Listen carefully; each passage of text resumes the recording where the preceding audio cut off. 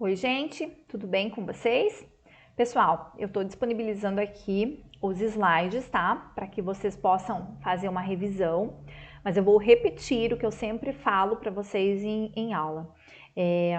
Essa revisão que nós fazemos aqui por slide, gente, não substitui o estudo pelo livro e principalmente pelo caderno.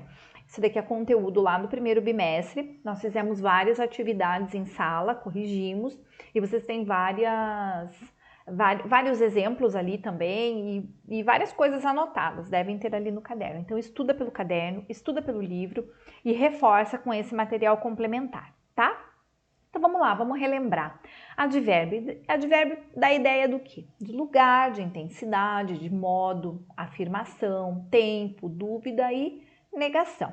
Então advérbio é aquela palavra invariável, né? Que modifica o sentido do meu verbo, acrescentando ali a ele determinadas circunstâncias, né? Seja de tempo, de modo, de intensidade, de lugar, enfim, vários exemplos. Por exemplo, ali, um lindo balão azul atravessava o céu. Um lindo balão azul atravessava lentamente o céu. Nesse caso, lentamente modifica o verbo atravessar, né? Pois o que? Ele acrescenta uma ideia de modo. Os advérbios de intensidade têm uma característica particular, porque além de intensificar o verbo, eles podem intensificar o sentido de adjetivos também e de outros advérbios, né? Por exemplo, nosso amigo é inteligente demais. As encomendas chegaram muito tarde. E o que é uma locução adverbial? É toda expressão formada por uma ou mais palavras que funciona como advérbio. Por exemplo, aqui, as notícias chegaram cedo. Vejam o exemplo de baixo. As notícias chegaram de manhã. Chegaram de manhã. Eu tenho uma locução adverbial ali. A classificação do advérbio, dependendo da circunstância, né, que eles expressam, eles podem ser classificados. Tem advérbio de lugar, de modo, de dúvida, de negação, de afirmação, de intensidade e de tempo. Vocês têm aqui nos slides alguns exemplos, os principais exemplos, e tem também no livro de vocês. O modo imperativo. Vamos relembrar um pouquinho do modo imperativo, que nós vimos lá no primeiro bimestre, né? Aquele modo da ordem, do pedido, do convite, do conselho, né? Mas para entrarmos no imperativo, vamos relembrar aqui um pouquinho do indicativo. Indicativo é quando o meu verbo indica ali uma certeza, né? Uma realidade, algo que de fato acontece ou acontecerá. O subjuntivo é quando o verbo indica uma dúvida, uma possibilidade, ou seja, não exprime a certeza, né? Que realmente a ação verbal é um ato consumado. E o imperativo é o verbo que indica a ordem, né? Como nós já vimos. Aqui alguns exemplos de imperativo: vamos, corram, faça o que eu digo agora. Então, o imperativo ele é formado de uma maneira diferente dos outros verbos, como vocês já sabem. Vocês devem observar duas coisas importantes. O imperativo não existe em primeira pessoa, né? Porque não faz sentido eu dar ordem a mim mesma, né? O imperativo indeterminado é em tempo. Por quê? Supõe-se, né, como se trata de uma ordem, a ação ainda acontecerá, se dará no futuro. Tem um exemplo ali do modo imperativo, um exemplo diferente do que tem no livro de vocês.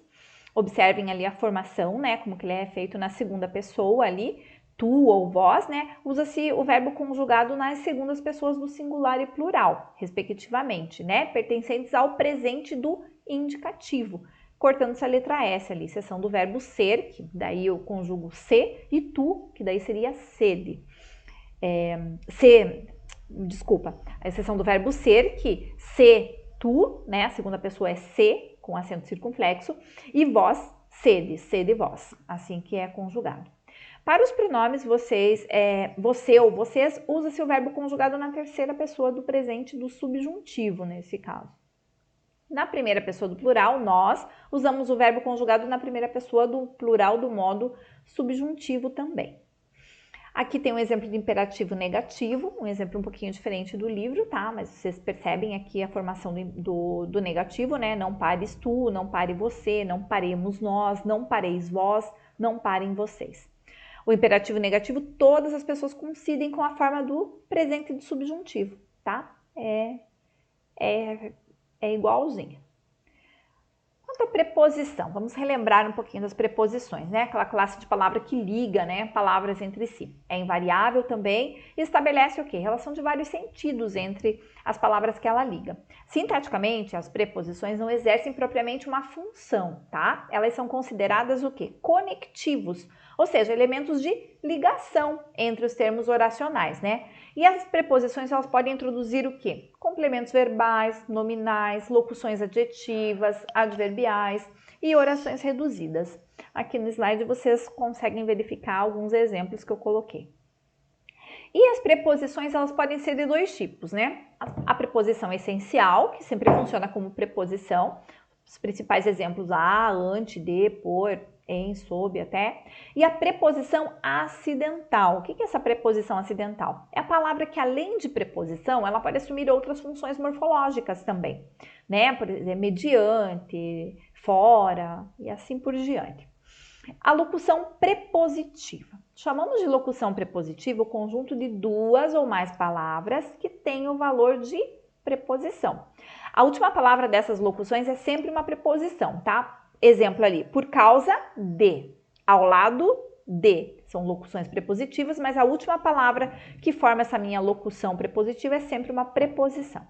E as preposições também, elas podem combinar-se, né, com outras classes gramaticais. Por exemplo, a preposição do é o de mais o artigo o.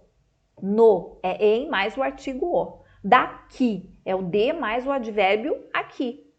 Daquele é o de mais o pronome demonstrativo aquele. Então, quanto ao emprego das preposições, né, podem estabelecer várias relações entre os termos que ligam. Aqui alguns exemplos, né? A relação de instrumento, por exemplo, limpou as unhas com o grampo. Estive com José, que é uma relação de companhia. A criança arrebentava de felicidade, relação de causa. O carro de Paulo é novo, relação de posse aqui. As preposições podem vir unidas a outras palavras. Então, nós temos combinação, quando a junção da preposição com essa outra palavra não estabelece perda, tá? Do elemento fonético, senão a perda é uma combinação, elas se combinam. E contração, eu chamo de contração, quando essa junção ali com a preposição com essa outra palavra, é a perda da fonética. Aqui alguns exemplos de contração. Do é o de mais o o, ou seja, houve a perda do elemento fonético, então é uma contração. Ao, por exemplo, eu somente combinei aqui, então é uma combinação. Vocês têm aqui outros exemplos. A preposição a, ela pode fundir-se a outro elemento a, tá? É a preposição mais o artigo, que daí eu tenho o quê? O acento grave, né? Que eu chamo de crase. A crase nada mais é do que a junção da preposição a mais o artigo a, ok? Gente, então, esse daqui foi a revisão que nós vimos hoje. Nós temos o material, né? Como eu falei para vocês, nós temos o livro, né? Com módulo 1 e 2, vocês encontram esses aspectos gramaticais lá. Vale a pena vocês estudarem pelo livro, principalmente pelo caderno, tá? Então, gente, bons estudos e até a próxima!